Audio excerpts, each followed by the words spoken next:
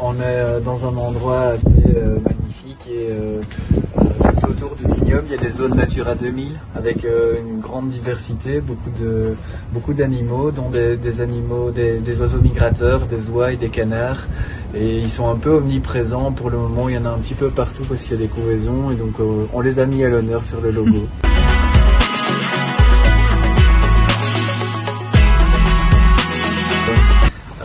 Le gros du travail dans un vignoble, c'est la viticulture. Donc ici, on a un petit vignoble, mais faut s'imaginer que pour 1 hectare 3, ici, ça fait 6 km 600 de haies à entretenir. Donc on fait de la pré-taille, de la taille. On attend que les dernières gelées se passent et puis les bourgeons démarrent. On sélectionne le nombre de bourgeons qu'on veut par plan pour avoir la bonne qualité de vin et la production qu'on se fixe. Et puis c'est encore beaucoup de travail pour il fait de l'épanprage à faire. Il faut relever les vignes toute l'année, un peu de feuillage autour des grappes, du rognage.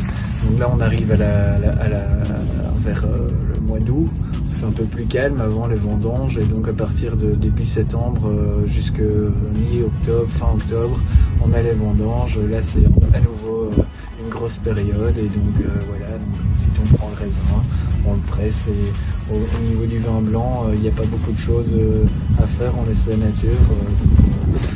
Le vin fermente, on transforme le sucre en alcool. Et puis vous pourrez goûter du vin après.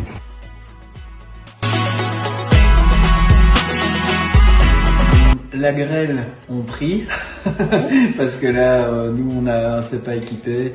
Il y en a qui ont des canons pour limiter la grêle, mais c'est des investissements qui nous semblent un petit peu exagérés. Il y en a qui prennent des assurances. Nous, on a décidé de ne pas prendre d'assurance, donc voilà. Sinon, mais pour les gelées, on a une approche préventive, donc on essaie de tailler le plus tard possible, comme ça les bourgeons démarrent un peu plus tard et ont moins de risques de se faire geler. Et ensuite, il y a des risques de geler. Ce qu'on fait, on fait des feux la nuit entre les vignes. On le fait pas vraiment très souvent. On a eu 2 nuits comme ça l'année passée.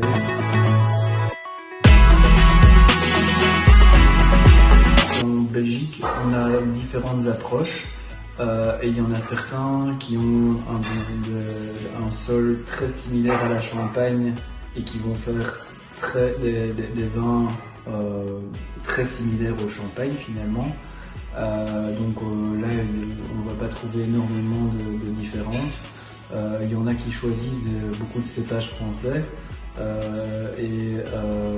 Nous on a des cépages déjà différents, donc ils viennent d'Allemagne. On va pas trouver les mêmes caractéristiques au niveau des accords mévins, c'est des nouveautés. Voilà, donc au niveau du climat, on est plus au nord, donc on a un peu plus de fraîcheur, surtout si on compare au sud de la France. On a des vins avec plus de fraîcheur en bouche. On a une moindre luminosité, les journées sont plus courtes en étant plus au nord, donc on va avoir un moindre ensoleillement, donc des vins peut-être un peu plus légers, moins chargés en sucre. Mais on n'est pas non plus à l'autre côté du monde et donc nous on a des vins qui peuvent s'apparenter à certains types de vins de Loire, même si on n'a pas les mêmes cépages, donc on n'est pas complètement aux antipodes des vins français.